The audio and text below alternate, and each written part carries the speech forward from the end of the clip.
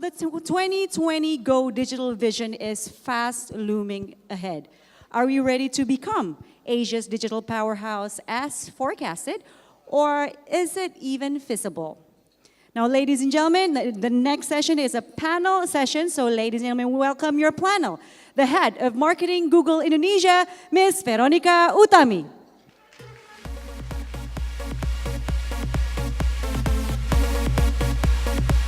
And also, please welcome the head of marketing Beiersdorf Indonesia, Mr. Tomasz Schwarz.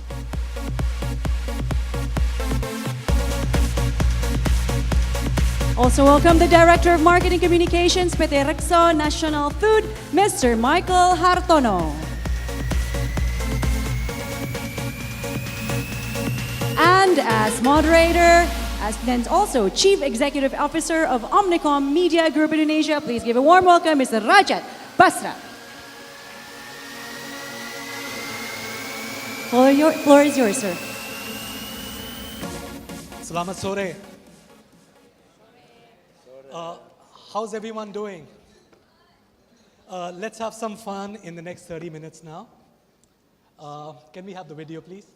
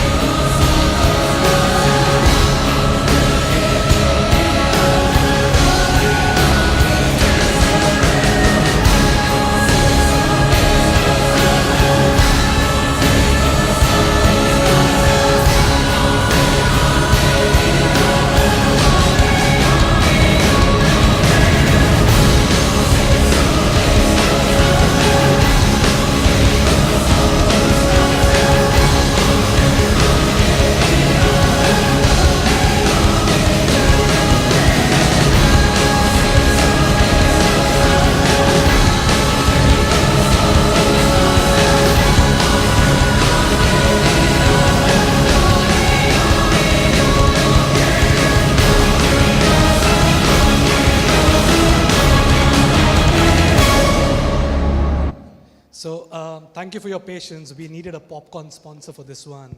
I was born in the 1970s. I don't know how many people in this particular room were born in the 70s. I was. Show of hands, people who were born in the 70s? Very few of us. When I talk about this particular video, there are 17 technologies which are blended in 3 minutes of this particular video. 17 technologies that we guys are experiencing in the world around us and also in Indonesia at this point of time. Few things would have achieved some kind of a mileage in this market. Few things are knocking our doors at this point of time, but 17 technologies on this particular wall is what the digital economy is all about at this point of time in Indonesia. When I talk about the numbers, I'm a media guy, let me give you some numbers. The digital economy in this region of Southeast Asia will be around $200 billion by the year 2025.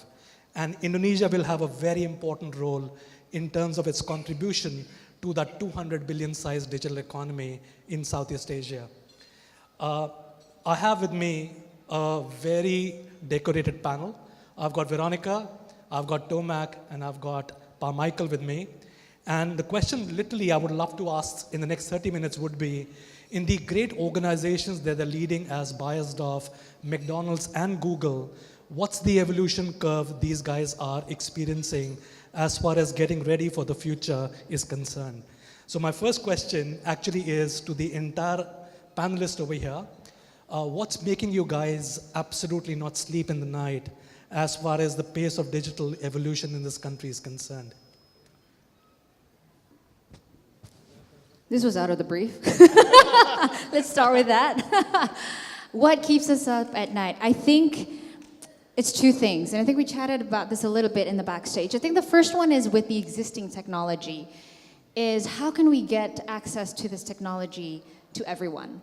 Because as fast as the pace of the internet population has grown in this country, we're at about 135 million. There's still 100 million plus of people who don't have access to that. And I think what keeps us up at night is how do we work together with everyone, with the government, with telcos, ISPs, everyone, to one, make sure that the access is everywhere, two, make sure that the access is good quality and good speed, and three, make it affordable, right? And then as Google, how do we continue to evolve our product so that it becomes relevant and useful for everyone in whatever connection they have? So I think that's the first part, is with the existing technology. And then you talked a lot about the future technology, and I think we talked about this backstage, which was how do we continue to remain relevant? And Tomasz was actually pointing out that they're 100 years old, we're a 20-year-old company. And as you can see with tech companies, they come and go really fast. So for us, how do we continue to be relevant? And that's why that's also one of the reasons why Google became Alphabet and gave space to all of our future bets to actually grow and start really thinking through what the innovation needs to be like to win in the future, and also to help deliver this kind of technology that is at mass and for everyone. Okay, well, McDonald's, you probably think like, hey, I'm selling burgers, what burgers has to do with technology? But, you'll be surprised that, that our CEO basically really believes in technology to really benefit our business. That he believes that if you don't do anything, if you basically stand still today, you'll be disrupted and you'll be obsolete sometime in the future, and that's definitely where you don't want to be. So therefore we make big changes and really look into technology. How can we be relevant in the market where the customers are basically changing, and how the technology can be optimized to really benefit them, and at the end of the day basically benefit all of us. So that's one of the things that challenge us every day, and as a matter of fact, one of the things that keep us awake actually at night, thinking of how can we make a difference and how we can use that technology to do that. Sure. Tomasz, how about you? Yeah, for me, it's sometimes mosquito in the night. Yeah. But actually, it's a very serious question for me, and I'm 20 years with Beiersdorf. I work 20 years for Nivea brand. And actually the answer is very sad, even if I look at you now, I mean, there. Because I think the main thing is the lack of the human touch with the digitalization today. The lack of the human touch. And you know what? For us to live the happy life, the essential thing for the life, us as a human being, is touch. And I mean, and I'm very happy, I mean, saya cinta Indonesia, and I'm very happy I have a privilege to work for Beiersdorf in Indonesia. It's about the sentuhan. It's about this physical, but as well emotional touch, which we have less and less because of the digital era. And yeah, you can read, you can Google about all the sicknesses if the people, they don't have the touch, the human touch. I mean, I was walking around, now I look at you, I mean, 80%, average 80% of the people are now on the devices, so you have a lot of connection and the touch, but that's not the human touch. And I think it's, for me personally, it's very, very sad, because it's so important. And yes, I mean, I work for Nivea, the biggest skincare brand in the world, and you know the skin is the key pathway to touch. So maybe a little bit I pay more attention to that thing. So I would say that this is a little bit sad, that we are more alone with ourselves when we look at the restaurants, places. Okay, here they told me it's a digital congress, so people have to be on the digital devices. Maybe yes, maybe no, I don't know. But in the restaurants and all the other places, we are very in our virtual world. So it's a little bit pity. And we as Nivea, we think about that one. Yeah? So there are, of course, many things to remind people about the sentuhan, about this very, very powerful thing. You know, we do I'm here 5 years in Indonesia, and we started a great program, and probably I'm not, I mean, we are a fast-growing company and very successful, but probably I'm the most happy and proud of our CSR programs. And one of them is Sentuhan, Nivea Sentuhan Ibu. When we work with the moms with the special needs children. And you know, we started the program a few years ago in Bandung, in the school where children, they have several problems, I would say. And one of them is they are blind. And you can imagine how touch is important for them. But the real touch, not the touch of the devices or the iPhone or whatever, but the real touch. So this is something, sometimes I don't sleep and I think about that one. And I think it's important that although, yes, it's digital era and I see a lot of great things coming. I use the Google every day. I don't know answers to so many questions, yeah? But I think it's important to remember about the human touch, about us as a human being. So that's on my nightmares sometimes. Yeah, thanks to Mac for giving me the lead up for the next question. It goes to Veronica. Veronica, 2017, we had some big announcements coming from Google. My favorite two is Gapura Digital and also the google.org grant to ICT Watch. Yeah. I'm sure bulk of the people sitting in the room would be aware about both of them. How is it changing the face of Indonesia in the march towards Go Digital 2020? Yeah, so we're, as Google, you know, as I mentioned earlier, it's about how do we make sure that everyone in Indonesia has equal access to the opportunities that the internet presents, right? And Gapura Digital and this google.org grant are just two out of the many efforts that we do in this space to enable that. Gapura Digital, for those of you who don't know, is a training program initiative that we actually launched last year, whereby SMEs in now 12 cities across Indonesia can go to free classes and workshops over the weekend, and they can learn about how going online can actually help their business and how some of the solutions that we have, and we don't only talk about Google as well, but just overall, how can going online help grow their business? So Gapura Digital was launched last year. Before that, we had already initiated what we call Feet on Street, where we have agents actually going from city to city, from house to house and getting SMEs on board. Since 2015, when we first launched these initiatives, we've trained up to 1 million plus SMBs to how to get online. And why is this important? I mean, as Indonesia, 60% of our GDP is moved by the SMB sector, right? And it represents 95% of employment. So we also know that SMBs who get online actually grow 80% faster than their peers. So what we're trying to do with getting these 1 million SMBs online is actually to move the economy so that more people prosper, right? So that's from Gapura Digital. The plan is to expand that even further next year, hopefully if my planning season goes well. And then secondly, for the Google.org and ICT Watch, the next segment that is also our concern is with school children and students, right? And the big question always is, how do we keep them safe? Because there are dangers out there when they go online with regards to, sexual predators or even their security and whatnot. And this grant that we gave to ICT Watch together with a couple of other nonprofits as well, we actually went to 7 cities, over 100 cities, and now almost 2,000 students have been touched, where we educate and train them about how to stay safe online. Yeah.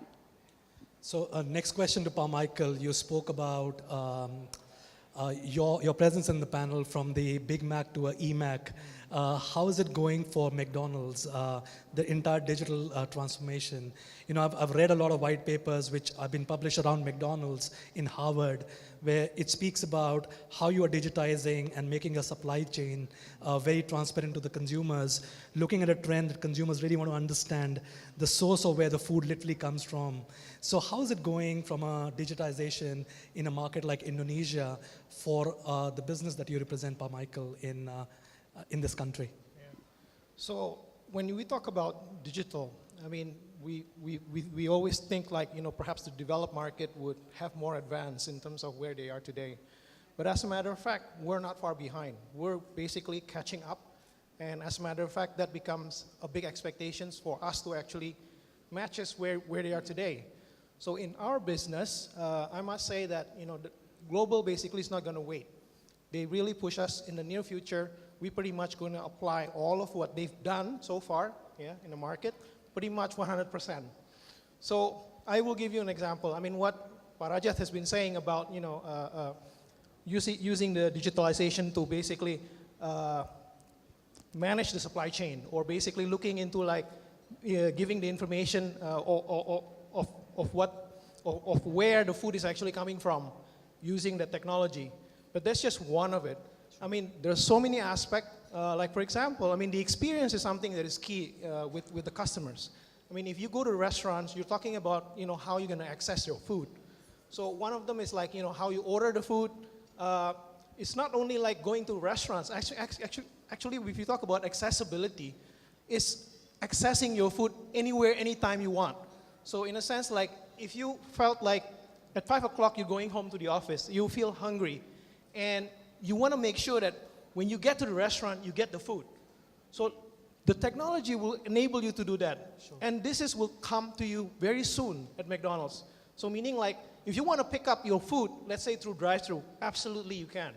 If you want to go pick up your food, just park your car on a driveway, you can. The food will be delivered to you. So it's not just your typical delivery type of food anymore. It's different types of ways for you to be able to get your food, enjoy your food. And Pa Michael, when you talk about the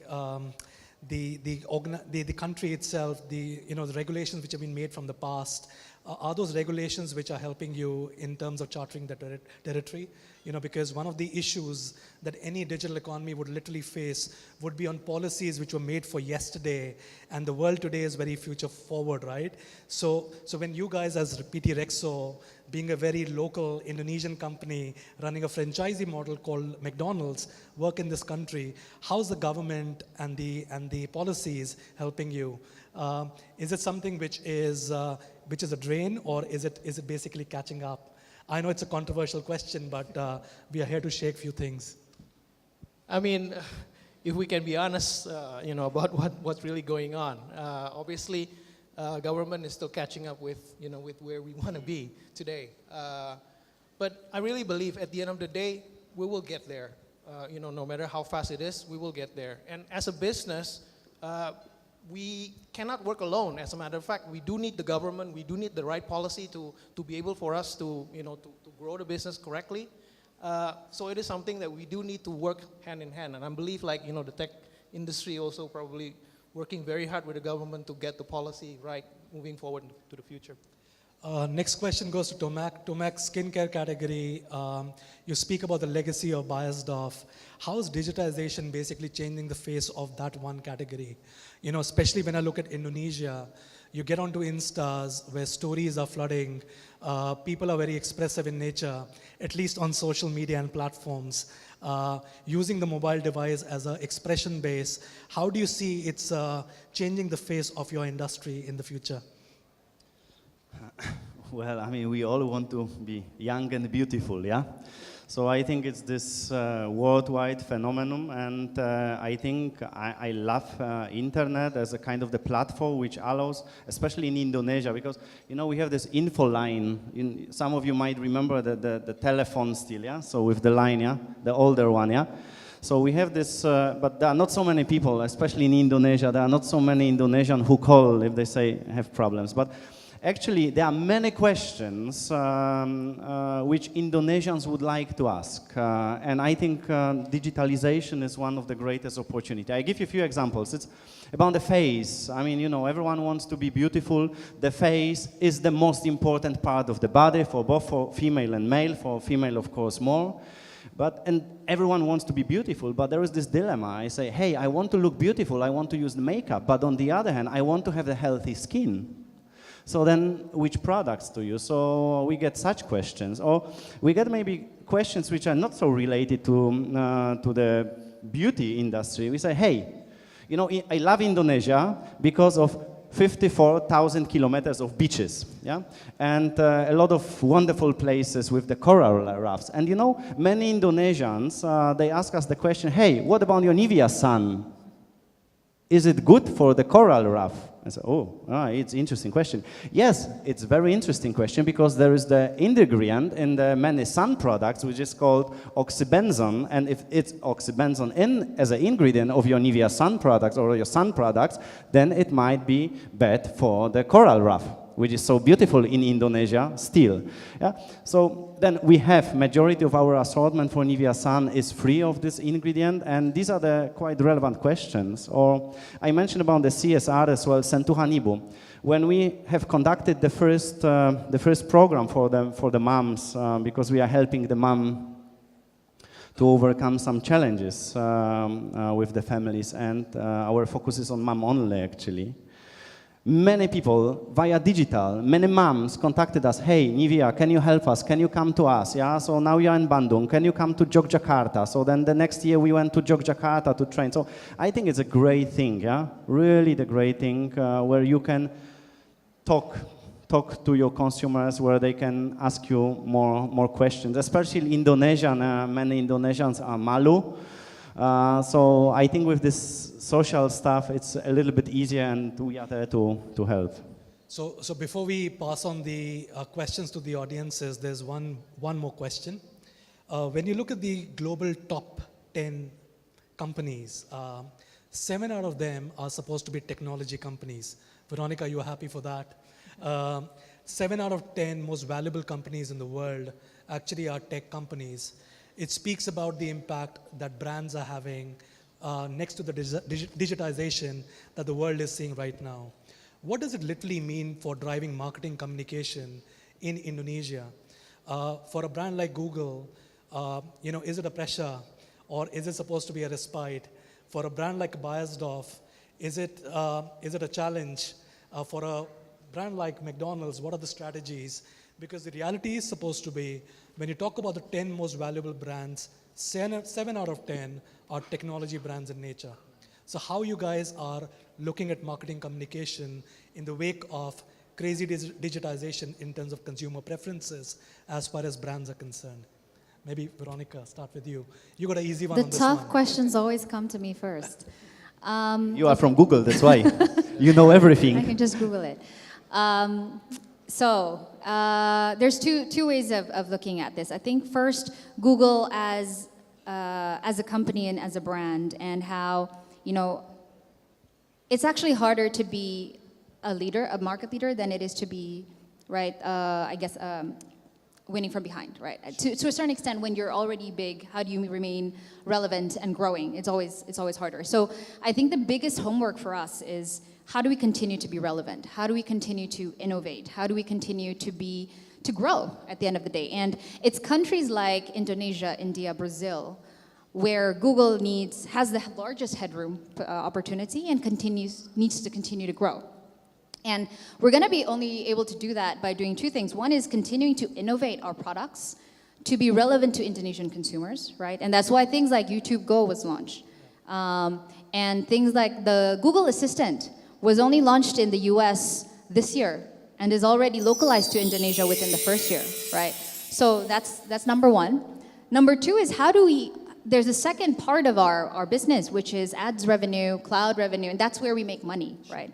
And so how are we helping brands like Beiersdorf and McDonald's and everybody in the room to ride on top of this move on the user side to become more digital and to become more relevant? So how do we help you guys work with you to actually create more relevant marketing communications when and where your users are, which is really on their phones and whatnot. So those are the two things for me. Michael? Yep, I think definitely similar to what Veronica has been saying. What we're trying to do is making sure that we continue to be relevant with our customers, and at the same time, I think being relevant is also being able to engage, understand, be adaptable. Because nowadays if you not opening your eyes or basically trying to do some new innovation, you'll be black behind. What I'm trying to say is basically we believe in mobile. So mobile is basically one of the things that are important for us, and we've seen there's a huge opportunity in mobile, and through mobile we want to be able to build that ecosystem. And what I'm trying to say is, we're looking at a generation where, as much as we said brand is important, but look at how loyal they are to a brand. So again, we need to understand, how they behave and what are they looking for. So again, that's basically one of the challenges that we're going to look at in order for us to continue growing. So I think we're getting the chimes here. So any questions from the audiences? Otherwise, we can conclude. Just open for one or two questions from the audiences, if any. All right. So with clients and marketeers and agencies in the room, I kind of feel there are 4 considerations not getting absolutely excited about 2020 Go Digital narrative. Number one, as Veronica said, was access is critical. When you look at Indonesians and the internet blind population, it's a very big portion of the population at this point of time. It needs an eradication at that level. Number 2 is supposed to be companies have to go through a very legitimate and honest digital transformation. Whether we talk about the FMCGs, or we talk about the telcos, or we talk about automobiles, we guys are a little behind the curve to call it 2020 as a landmark. The third thing, literally is supposed to be the policy makers have to think differently. The world is different. The policies that we have from the past are not making any sense. So the policies have to be literally transformed for the digital evolution 2020 narrative to make sense for us in the future. The fourth and the most important thing is supposed to be, whenever we talk about digital economy, it's all about data sharing. It's all about information sharing. And with a lot of companies sitting over here, we know it's a very flawed plot at this point of time. We have an issue in terms of data sharing, data privacies, and information sharing. So till the time these 4 things are not put a tick on the box, basically we are moving towards atrophy, is where we are moving from a 2020 Go Digital standpoint. Good luck to everyone. Drive true, honest transformations in your organization. Thank you for your time. Thank you very much once again to all of our speakers and panels. And of course, we have a token of appreciation on behalf of MMA for all our speakers. Once again, thank you very much for your precious time, especially you. I know you daily, you have to answer everybody's question, right? Google, right? Or it's not your job. All right. So, of course, ladies first. Thank you very much, Miss Veronica Utami. Thank you. And of course, Mr. Schwarz. Sir, thank you very much. And Mr. Hartono. Thank you. Last but not least, our moderator, Mr. Basra. Thank you very much. Can we have a photo op first before we go? And ladies and gentlemen, can we have a round of applause for our speakers? Once again, Ms. Utami, Mr. Schwarz, Mr. Hartono, and Mr. Basra. Thank you very much.